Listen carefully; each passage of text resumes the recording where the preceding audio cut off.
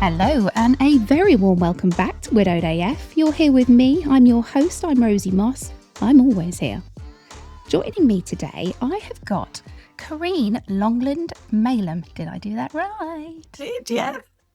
Well done, yeah. Some of you may know Corinne by her TikTok handle, which is the Fairy Grief Mother. What an amazing name. I love that. Wish I'd thought of it. Well done. Thank you. And you're joining me today because you are a member of the club, and your partner Lee died in 2025. Is that right? That is right, yes. Yeah. Now, Corinne, your TikTok account, and I'm not brilliant with TikTok. I'm just about getting the hang of Instagram. I'm going to do TikTok. But I came across you because a friend had seen you and said, Rose, you've got to speak to this woman. So I went in and I had a little look through some of your videos. And the one that absolutely got me, like to the point where I was, I like to think I'm fairly hardened to this stuff. I'm not at all. But it's the video that you put out, which was a day after Lee had died. Oh my God, the raw emotion in that video, mate. Like it's a selection of photographs for anybody that hasn't seen it, and you talk over it to some music, and it had the hairs on my arms go up and the tears came. And I think perhaps, partly it's incredibly emotional, but I think partly because it took me right back to when my husband died. That sense, and sorry, I'm blathering on a little bit here, but there was one thing that you said, and it was, I don't know where to go for comfort now. Yeah. Oh, Corinne, that got me.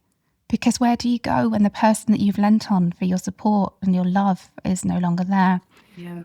So bravo to you for sharing that raw emotion, because it's a pretty courageous thing to do, but really, really, I think gave people an insight into what it's like, straight away. So I've got more things to talk to you about the TikTok videos, because they are incredibly powerful. But let's start off, shall we? Will you tell me a little bit about Lee and how you guys met and what life looked like when things were good? Yeah, I would love to, actually. It's such a nice opportunity, isn't it? Such a nice opportunity. Yeah, it really is. So I met Lee very romantically on Facebook. I know. I just moved to the area, and it was the Euros. And I was looking for somewhere to go and watch the football, and I posted on the local Facebook kind of group saying, does anyone know where I can go and watch the football? And then lo and behold, Lee landed in my messages asking if I'd found anywhere to watch the football. We just started chatting, and then he admitted that he'd stalked me on Facebook, and I know, and it was all really weird, and I was like, oh God, this is a bit dodgy. It was just after COVID, so it was 2021, and so it felt a bit dodgy. But I'd come out of quite a toxic relationship previously, so I was a bit wary, a bit guarded, and then I just thought, sod it, we'll see what happens. Okay. Yeah, exactly that. And then 2 days later, we decided to go on a blind date, and I was so nervous. And then I opened my front door to him, and just this beautiful beaming smile and these gorgeous warm eyes just looked back at me, and instantly I was at ease. He just had the most incredible smile that just instantly just put you at ease. And I joke and say, like, in that moment, that was it. I'd fallen in love. And it sounds corny, doesn't it? But it did feel like that, because it felt right. And we had a really good date, although I used to laugh with him because he just didn't stop talking all night. I mean, I couldn't get a word in edgeways. And ordinarily I'd be like, yeah, nah, this isn't going anywhere. He didn't even ask anything about me. But there was just something about him that was just so lovely. Was he interesting as well? Because when they talk a lot and they're interesting, that's a different kettle of fish, right? Yeah, exactly. Yeah, he was interesting. He was intriguing, is what I would say. Intriguing. And that was it, really. I think, like, within, I don't know, 2 months we were living together, and it just felt right. We always used to say to one another that we used to laugh and say we wish we'd met each other earlier, that we'd had longer together. But actually, we also recognised that we both needed to go through what we'd been through to get to the point where we were right for one another as well. We'd both had tricky pasts. He'd been single for 6 years. Like I said, I'd just come out of quite a toxic relationship, and we were both broken in our own ways, but we both fixed one another as well. And people used to say that I really changed Lee, but he really changed me, but in really positive ways. We made each other better people. And he, like you referenced in that video, he was my comfort. You know, when I felt he was my safety net, you know, when I was around him, I haven't had the easiest of times. And I would say that once I met Lee, I was the most content I've ever been in my life. And I don't say happy, because I think happiness comes and goes, doesn't it? I agree. And myself and Lee had some difficult times, but even in those difficult times, I felt safe and I felt content. And I think that just, it's underrated. I think when you're younger, you're looking for that, like, wow, aren't you? And Yeah. excitement and the thrill, but actually that safety is, heavily underrated, but something that I'd always searched for and found in Lee. So It's interesting as well when you say that, because I think you're right. I think this strive for happiness is almost unattainable. You cannot be happy all of the time, I, but that contentment comes from when you do go perhaps through difficulties, or there are external things going on that are difficult, but you still feel content and safe with the person that you're with. And I think that is so much more valuable than the fireworks or the giddiness, which, yeah, of course that's fun, right?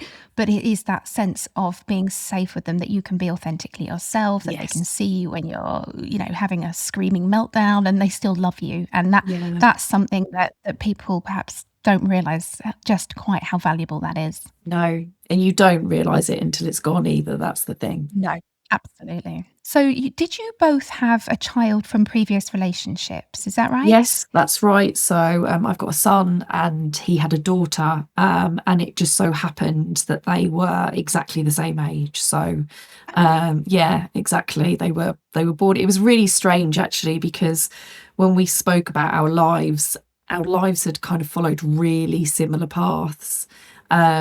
And yeah, one of them was that we'd both had a child in the same year, so they were exactly the same age, which was Were they interesting. in the same school? They weren't in the same primary school because they were in primary school when we met, but they are now in the same high school together. Yes, yeah. And do they get on? Do you know what? I mean, they've had the moments as siblings Yeah, do, of don't get me course. wrong, especially step siblings. But yeah, they have a beautiful relationship, really lovely relationship, actually. That's amazing. And it must have been an enormous support to have each other through all of this as well. Yeah, absolutely. Yeah. So, did you, sorry, I'm whistle stopping you through because I'm loving all this. So, did you move in together? How Yes. was that kind of Yeah. uh, So yes, he moved. I was renting, so was he. He ended up giving up his house and moved in with me initially into my property, but then my landlady needed the property back, so we then found somewhere together. And we then lived in the same. We actually moved a couple of times, but always within the same little cul-de-sac. So we'd mhm. lived in the same little road for the whole time that we were together. Um, Unfortunately, the landlord of the property that I was living in announced in January this year that he was going to sell the property. So I've had to move out of the house where me and Lee lived. And I've now moved and I'm now in a new house, which has been a very, very emotionally draining process. Oh my But gosh, because that's not even a year, right? That's how yeah, many months after? yeah, he died in August. So it was a huge shock. And as anybody who's lost somebody will understand, I mean, my house just froze in time after he died. There were so many things in the house that I physically, and you can't explain to somebody who hasn't experienced it, but I physically couldn't move them. The amount of times I would go to move things and my body and my brain just stopped me from doing it. So the night that he died, or the night before he died, we had our little routine. We've got TV in our bedroom. We loved going up to bed with snacks, snuggling in bed together, watching something on TV. You know, we're not rock and roll at all. 8 o'clock, we're in bed. Not me. Oh, that's just My it kids was go just to bed our, after I do. exactly, yeah. It was just our favourite thing to do. And that night, he'd had a little bowl of grapes. We both had water bottles, and he was having chemotherapy, and it really damages your taste buds. So he was having like lime and stuff in his water. And he'd had chemotherapy that day. So next to his bed was the little empty bowl. He'd taken his plaster off from his chemotherapy. That was in the little bowl, and then his bottle with lime in it. And that did not move until the day. And I literally mean I moved my whole house. I'd emptied my whole house, other than his bedside table with his water bottle and this little bowl on, because I physically, it made me feel sick to think about moving it.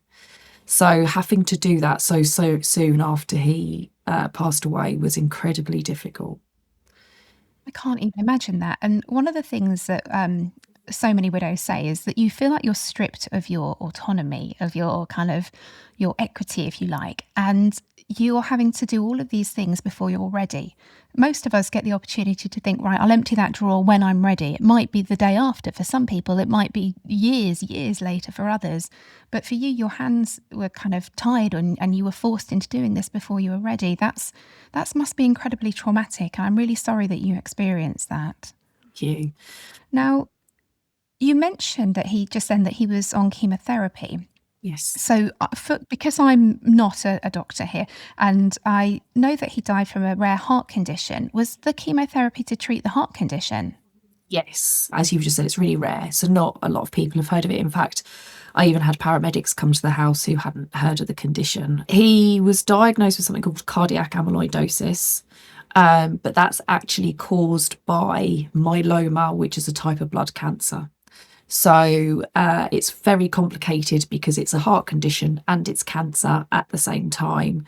From my limited knowledge, chemotherapy can take a strain on the heart, right? So one of the drugs he had to have as part of his chemotherapy, actually one of the risks is that it stops your heart. And he was already at risk of cardiac arrest, and in fact had a couple of cardiac arrests. So they didn't actually give him that particular drug for a little while. However, it was also one of the most effective at it was an incurable condition. So the purpose of the chemotherapy was not to cure him, it was to put him in remission so that his body had chance to try and repair some of the damage. Unfortunately, it was suggested, I say suggested because it was originally put on his death certificate and then removed from his death certificate, that it was actually the chemotherapy that caused his cardiac arrest the morning that he died. So it was originally put on his death certificate as one of the reasons he had, as one of his reasons for death, but they then later removed it. It's a bit like Sophie's Choice, isn't it? You know, which do you cure? God. That's it, yeah. So, Corinne, take me back a little bit, because did he have any knowledge that he had this condition when you guys met, or was this something that he discovered during your relationship? So it's something that he discovered during our relationship, and because it's so rare, the symptoms, well, actually, some of the symptoms you just don't even notice, or you don't know about them because it's such a rare condition. And it's actually really difficult to know what came first, because he'd suffered with carpal tunnel in both of his wrists for quite a significant amount of time over probably started in 23, actually, into 24. And he was then waiting an operation on both of his wrists. Now, we later found out that carpal tunnel is actually a symptom of cardiac amyloidosis, but we didn't know that at the time, and nobody suggested that it could be caused by something else.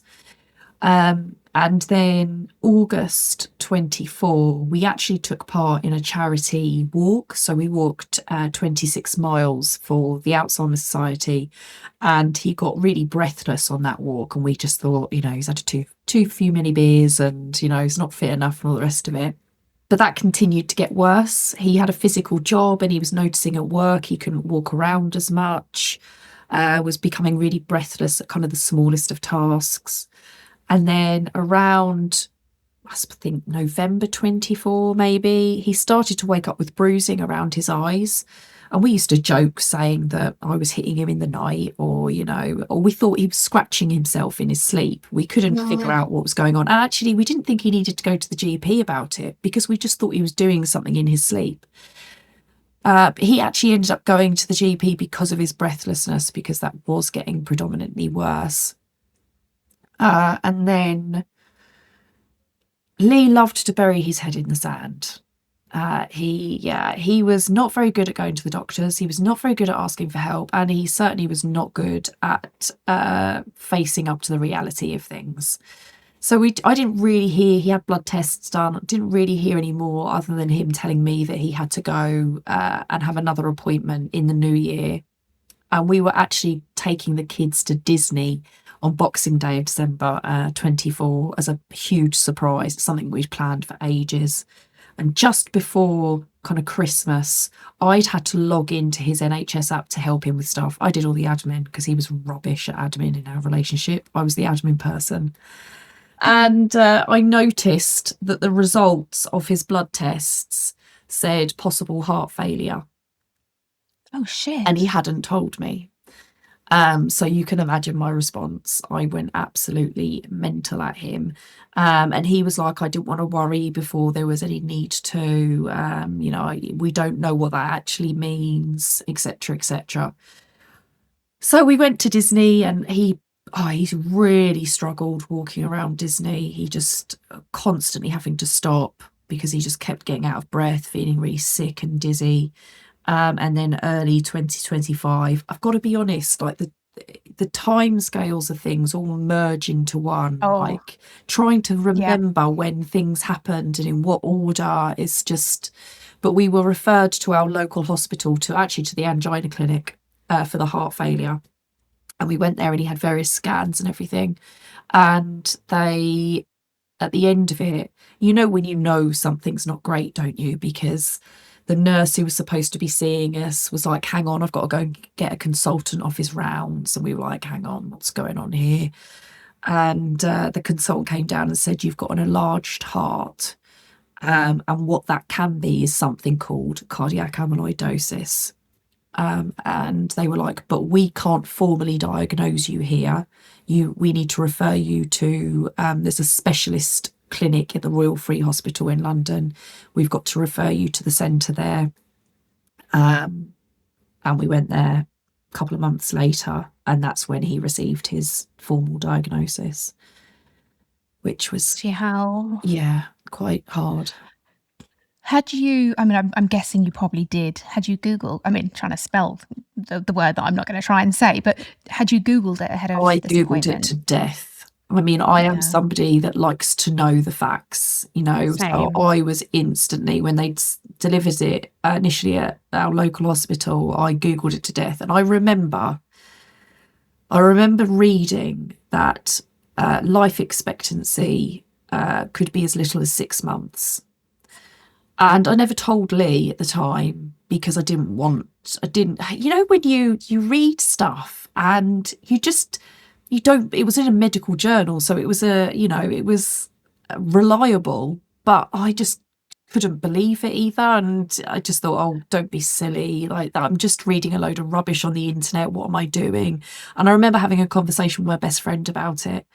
And we were both like, nah, that's just a load of rubbish. And it actually pretty much to the day he died 6 months after his diagnosis. And you'd be thinking as well, this is for old people. My husband's young and fit and well. This is not going to apply to him.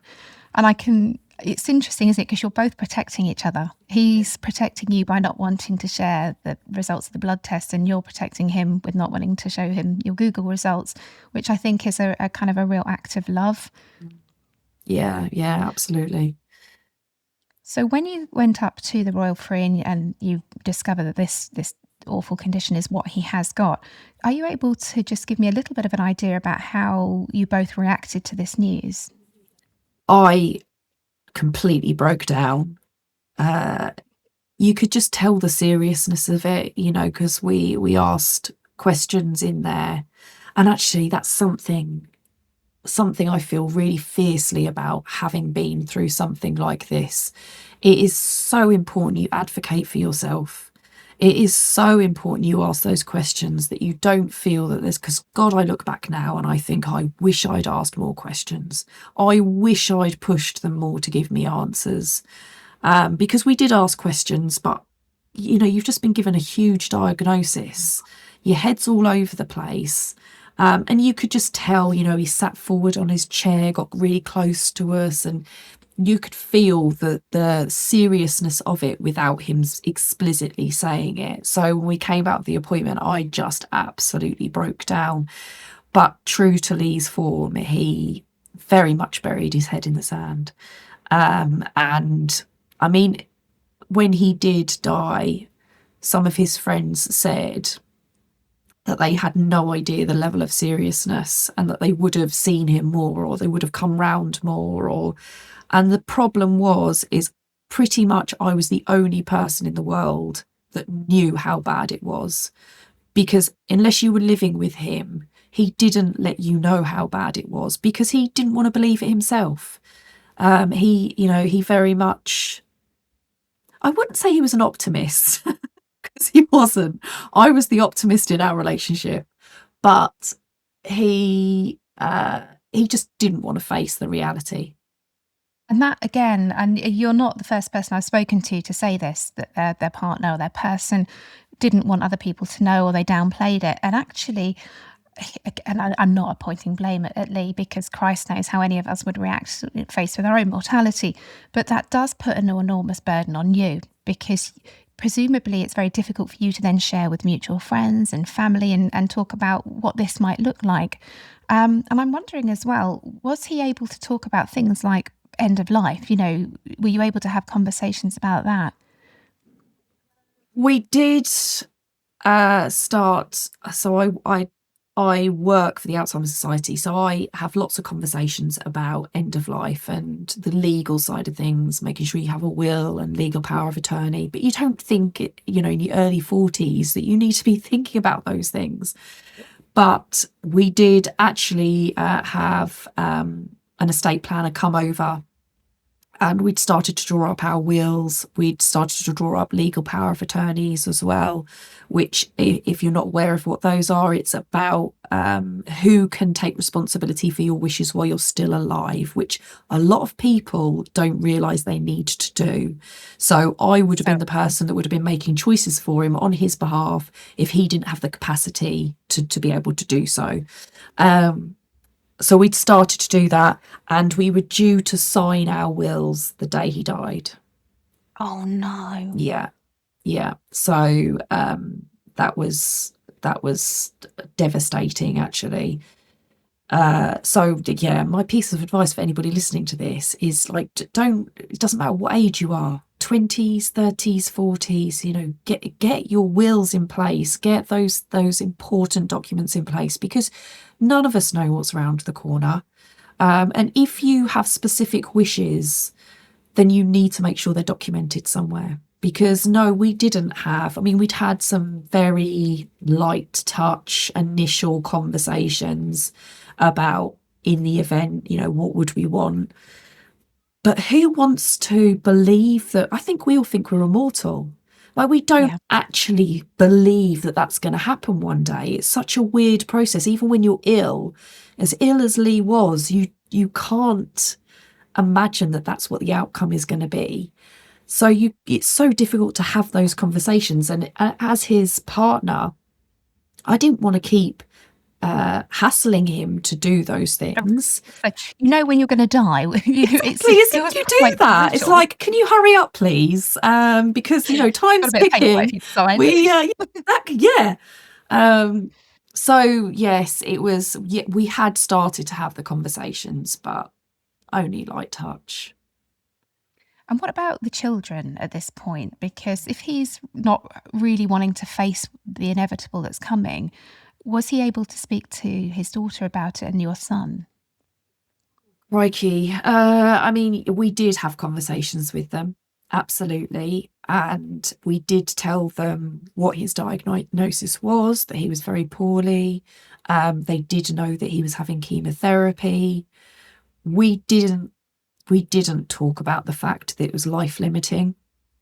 However, unfortunately, Lee actually had a couple of cardiac arrests at home before his death.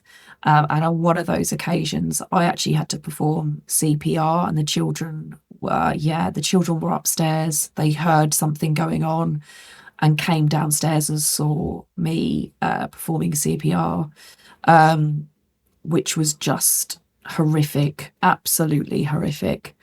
How old were And they? so Finney's just turned 13, so they were 12. Oh, Corinne. Yeah. So I screamed at them and said, get upstairs, don't watch, get upstairs. And then I screamed for Courtney to call her mum. I was like, ring your mum.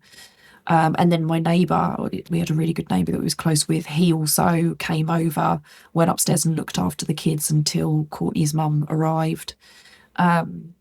But yes, so they unfortunately, and there was another occasion where he had, wasn't a cardiac arrest, but he was having kind of these seizures as well. So he had a seizure outside when the kids were at home.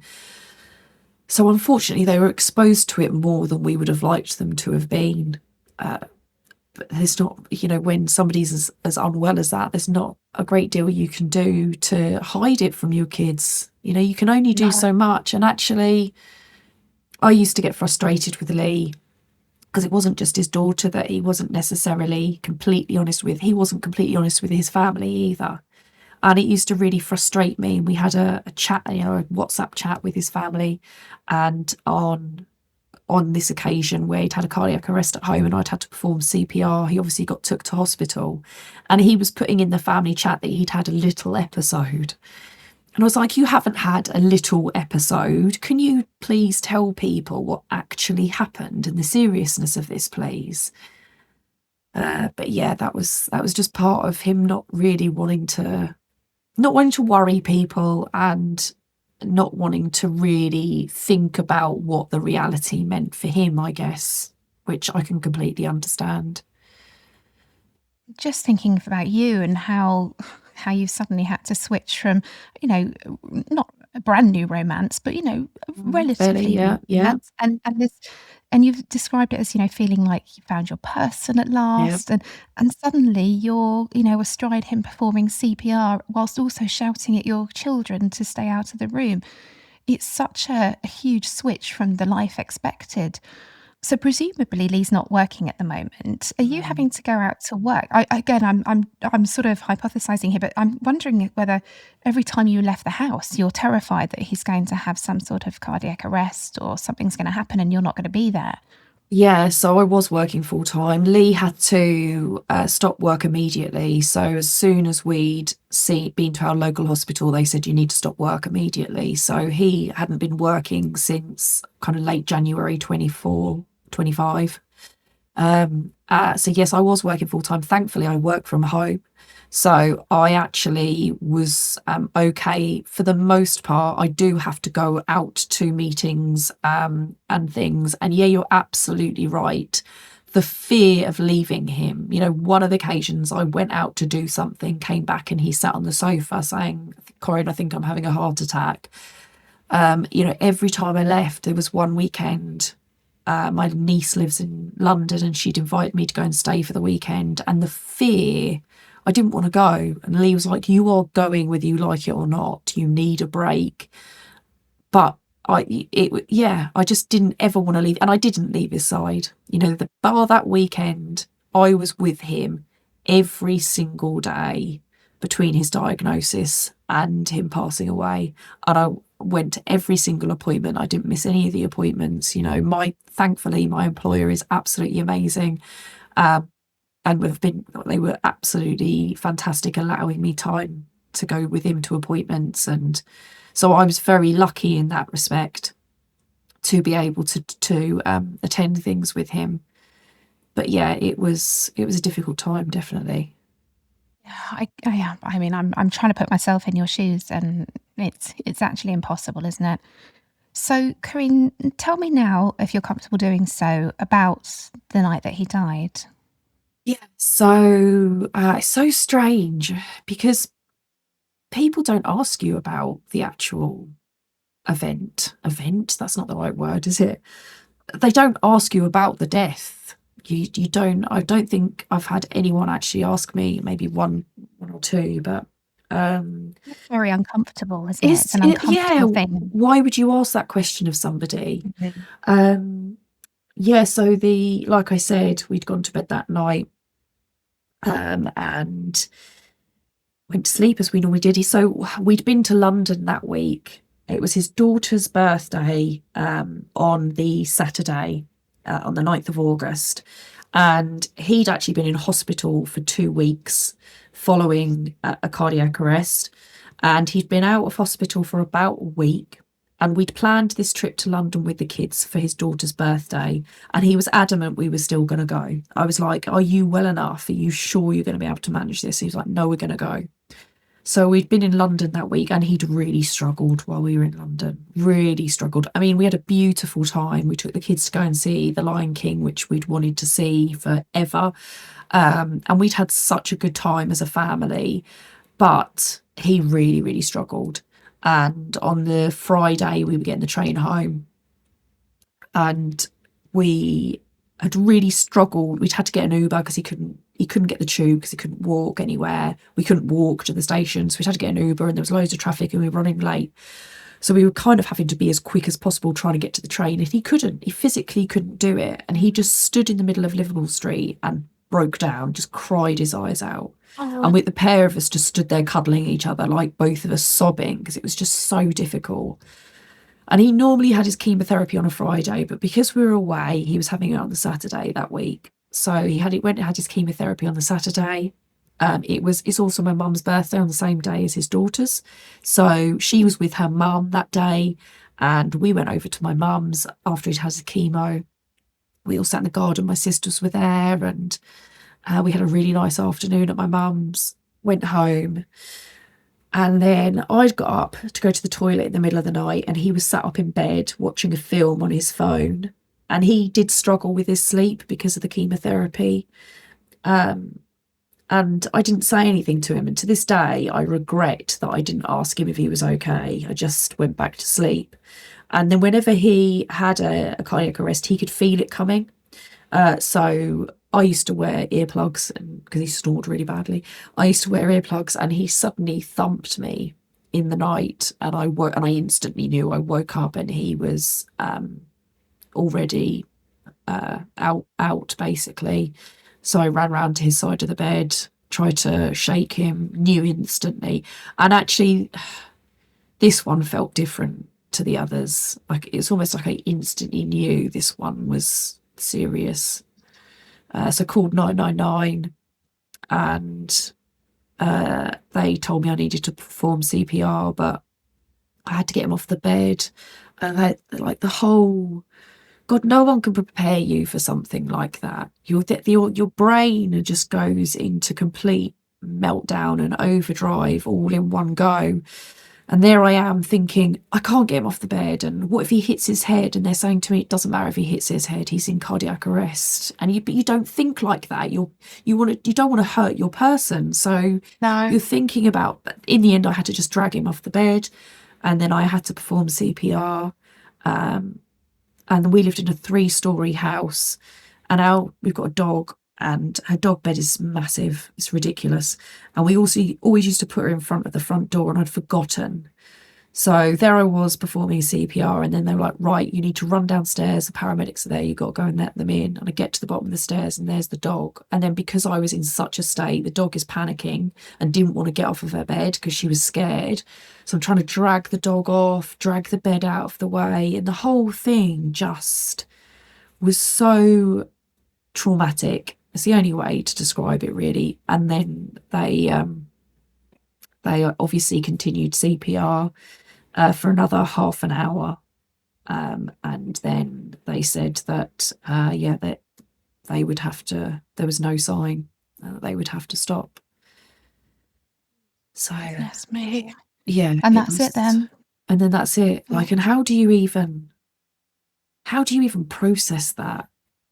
The 1 minute they're alive, next minute they're gone. It's something your brain cannot process. No. And even thinking of you like dragging the dog bed, you must have been thinking, am I in a film? Am I being, it's not, it doesn't feel real. It feels completely alien. It is the most surreal. And then like, you don't experience this until you experience it. So you don't like, then it's, then you have to wait for the coroner to come, and your person is just there. And it was 2 hours, I think, before the coroner came. It's just that the whole.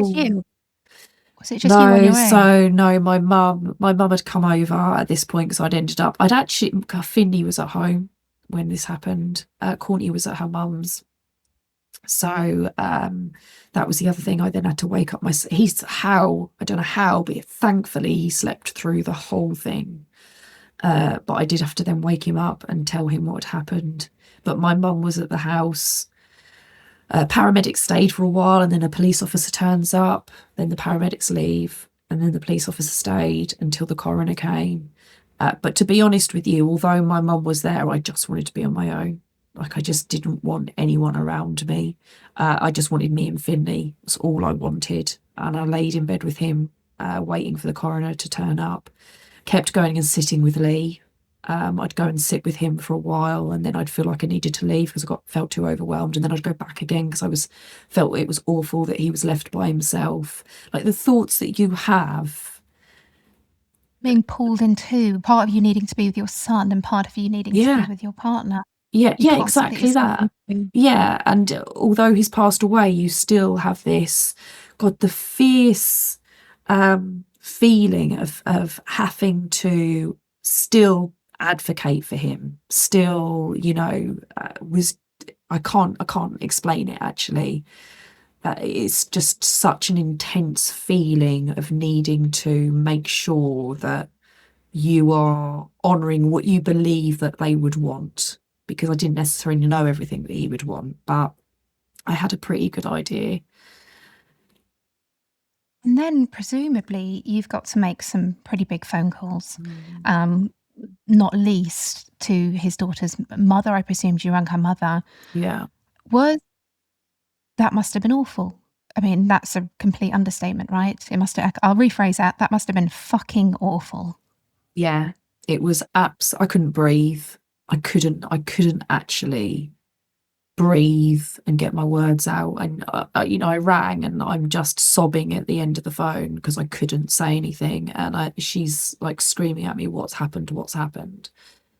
And then obviously I managed to say what had actually happened. And she was just in utter disbelief, as you would be.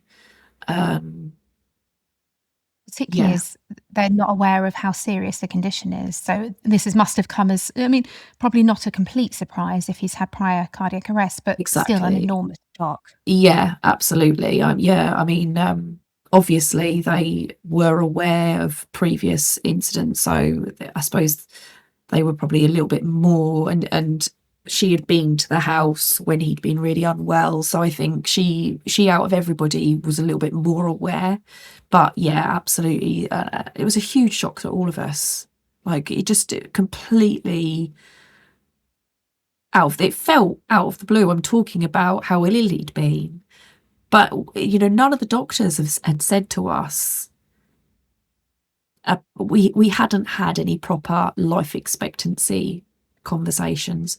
We hadn't had the conversation of, people who've got cancer talk about, oh, we're in stage 4, or, and they have a kind of an idea of what that life expectancy, but nobody had that conversation with us. So in our minds, he was receiving treatment. Yes, he was very poorly, but he was receiving treatment. The treatment seemed to be working. The numbers that were coming back were reducing, which was a really positive sign. So we didn't think that was even on the cards at all. Oh, I'm so sorry. I'm so sorry that you went through that. Now, Corinne, I'd like to talk a little bit about the work that you've done around this, because one of the things that stood out to me was the fact that you created the TikTok account whilst Lee was still alive. Now, you've spoken about him feeling quite private about this. How did he feel about you doing that? Good question. I think the thing is with him, he was like my biggest cheerleader. He'd always tell me how proud he was of me. He was one of ththese people that, I'd talk about my work and he'd get proper involved, and he knew everybody. Yeah, I love and that. yeah, and like he'd like totally. I signed up for an apprenticeship while he was still alive because of him, because he was like, Corinne, I want you to do it. Like, go for it. You've got this. So it was the same with TikTok. Although he didn't necessarily want to be, he was actually, there was a couple of things that where he was on there, and he was okay with it as long as he kind of gave it his seal of approval. But he was just excited for me. He was just like, it's something for you to do.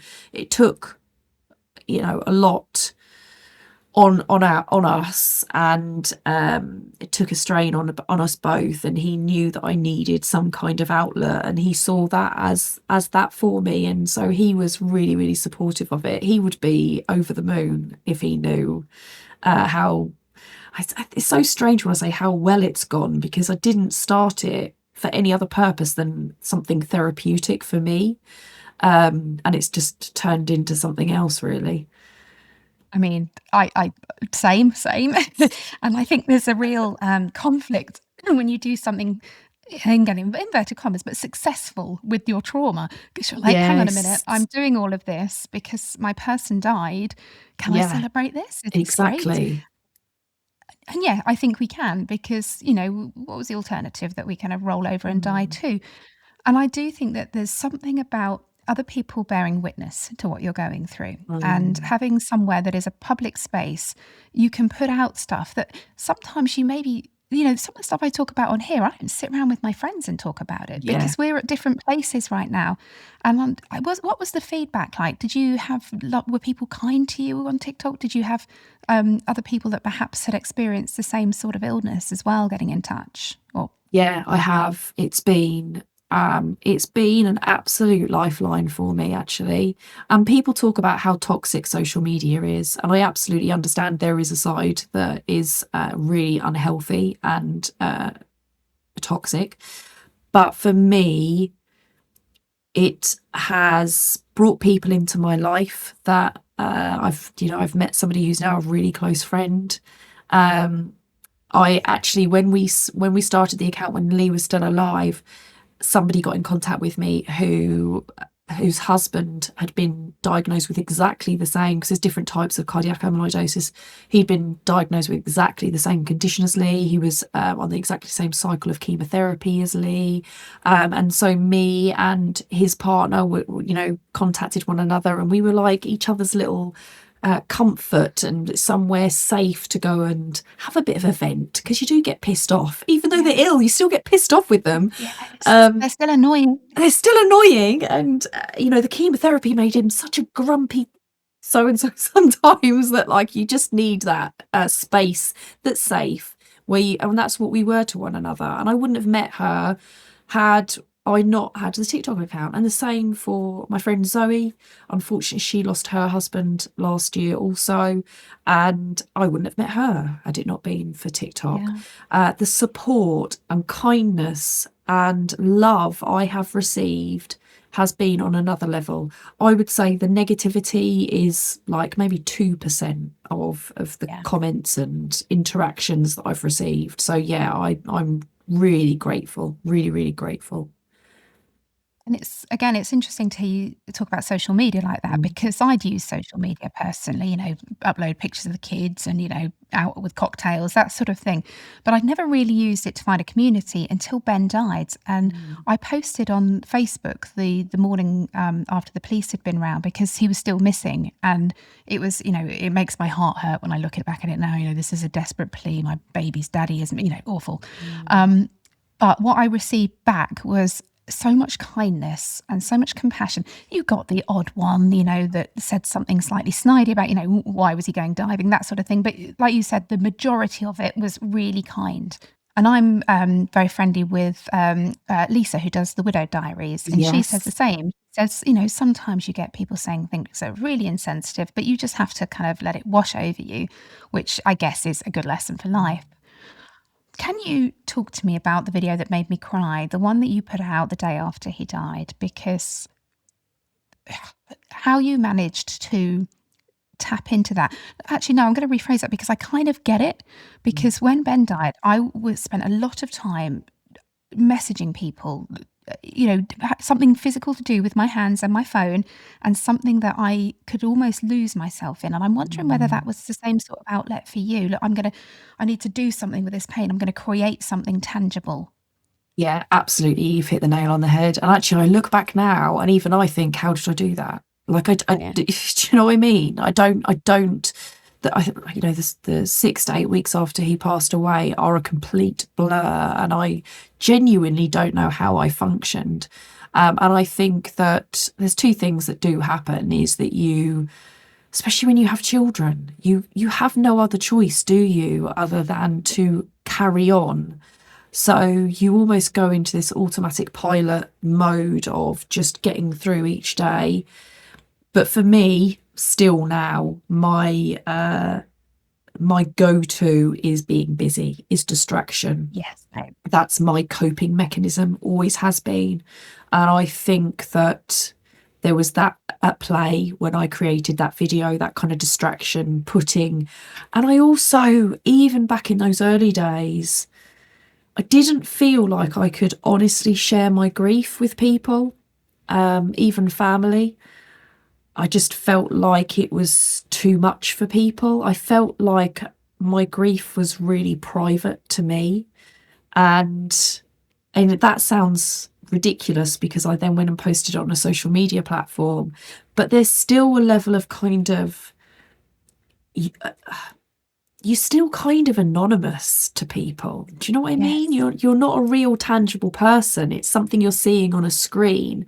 And for the person creating those videos, it's that level of removal. You are vulnerable, you're putting your vulnerability out there, but it's not as vulnerable as doing that in front of a person who's there with you in the moment. And you can just close the app, you can just think, actually, this is too much, I'm going to close the app. Exactly. But when you're talking to somebody in front of you, you're very much in that moment.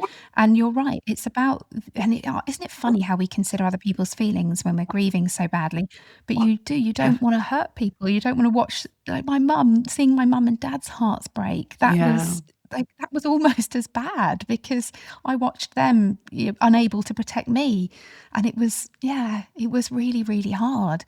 So I did something on a much lesser scale. I posted a moment of joy every day, and I just used to find one tiny thing and upload it, and it became something I felt quite accountable for. So even on a really shitty day, I'd be thinking, oh God, I got to do that moment of joy. Maybe I put pressure on myself, but hey.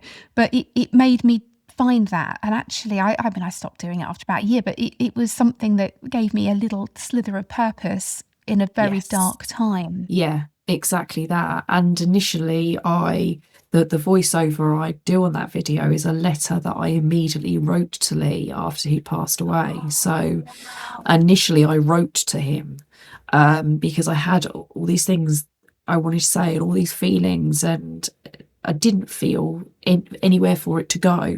So initially I was writing to him, and that was the voiceover on that is the first ever letter I wrote to him. So I wrote Ben a letter that I read at his funeral, and it's actually the first page in my book, because I realised that, yes, the people that were in the room with me that day will have heard it, but that it was this, it was like you were saying, it was that raw emotion that I Yeah. felt in that moment. And to read it back again, I'm like, God, bloody hell, Yeah. you know.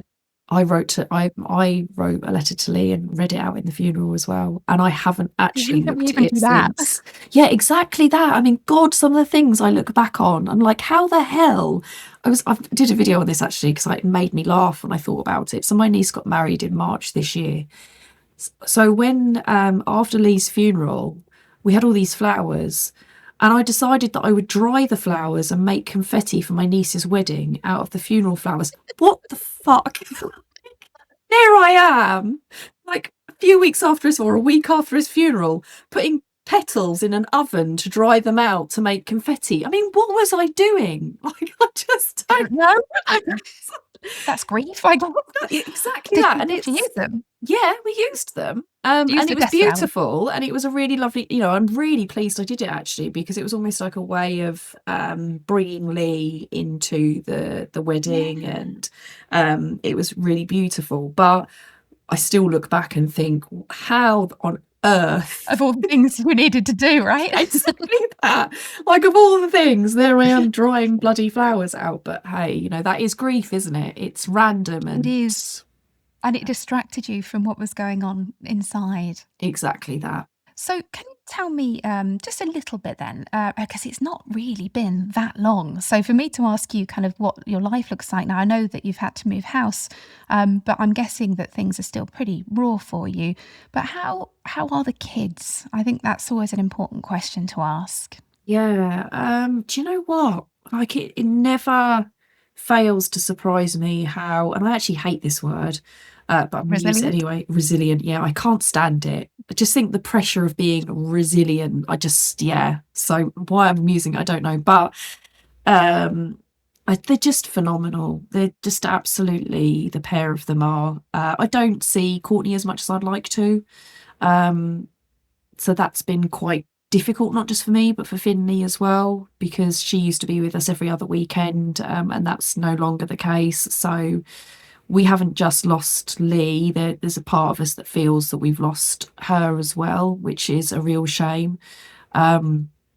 But it's been really difficult for her. She didn't want to come back to the house where he'd passed away, and initially she did later on, but she didn't initially, which absolutely can understand.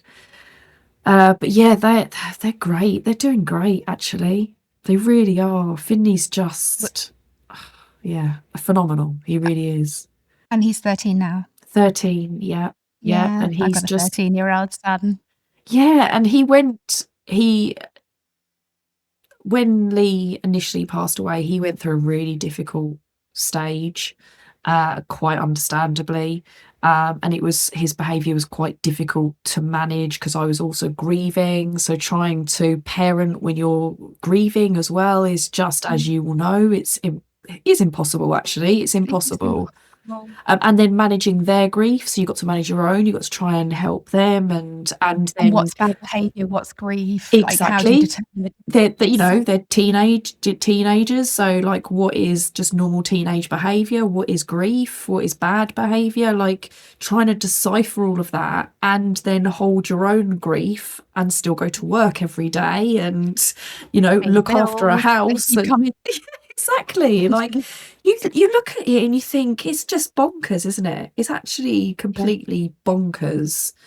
But I took him to Berlin over New Year last year. I was like, we need to get away, just Wow. me and you, a Berlin for few New Year. days. Yeah. And he came back after that like a changed child. He's my little hero. He really is kind, compassionate, looks after me. Not that he should have to, but he does. And he's just lovely. Yeah, he's doing really well. I wonder whether there's something in that, whether taking him literally away from everything and showing him that life does continue and go on and there's still joy and actually that you're still capable of Yeah. being a mum. Because I've talked about this quite a lot. I felt that you lose your identity in so many ways, but also as who you are as a mother.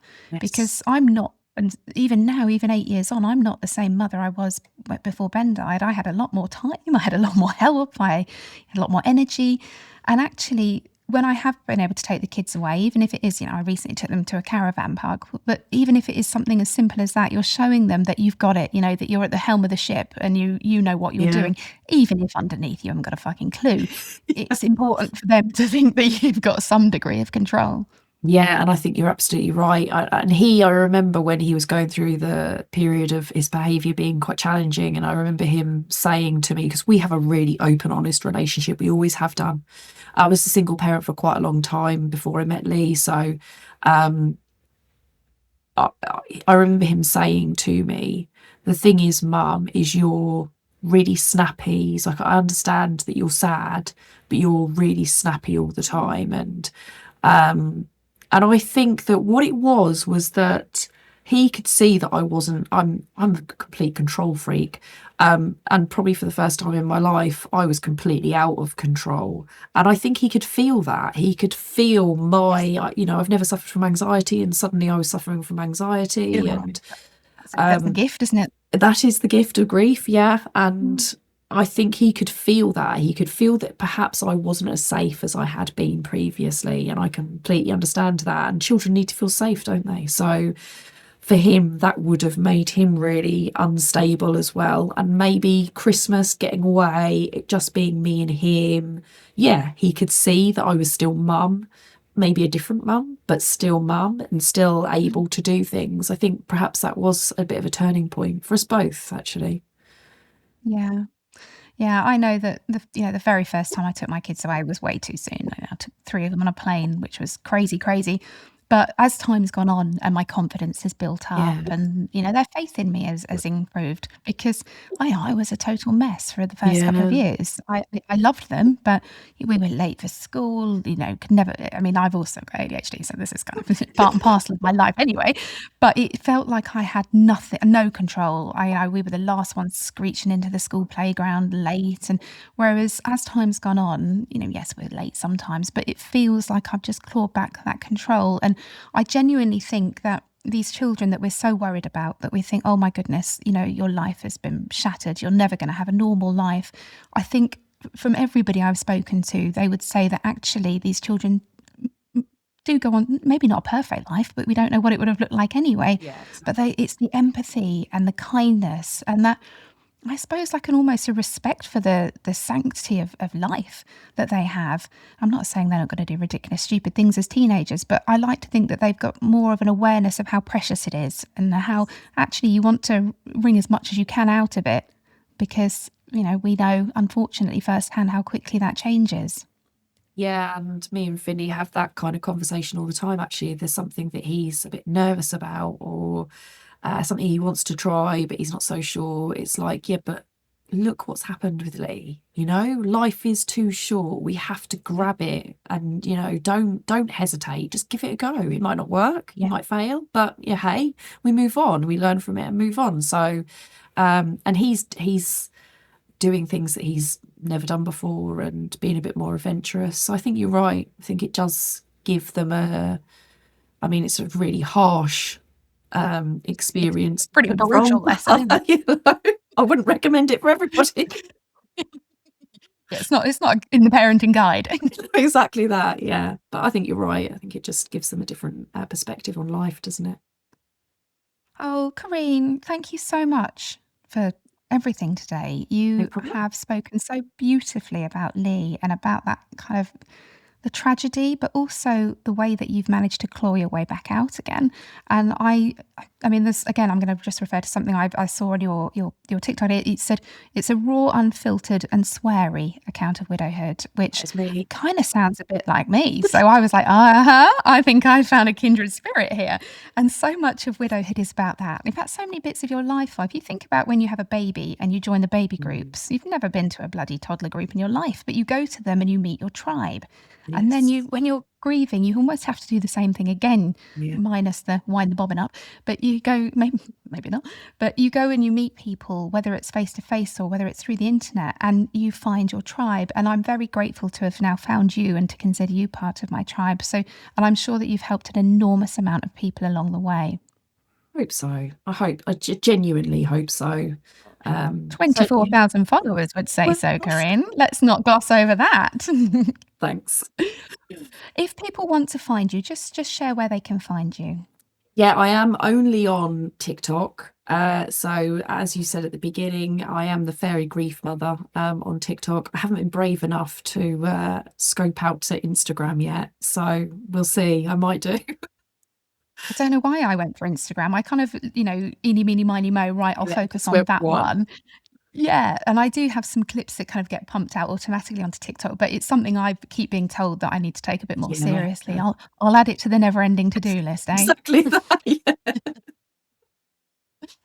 Now, for anybody that is listening out there and has been affected by today's episode, you can reach out to me. I'm at widowed_AF, and Corinne has just given you her TikTok account, so feel free to give her a follow. And I genuinely think you'll find something that really resonates there. But until next week, when I'll be back with you with another story from the forefront of widowhood, you take care of yourselves, guys. Lots of love. It's bye from me and bye from Corinne. Bye. Thank you for listening. If you found this episode helpful, hit follow or subscribe so you don't miss the next one. And if you think someone else may benefit from this, please do share. We'd also really appreciate a quick review. It helps more people find the show. Thank you again, and see you next time on Widowed AF.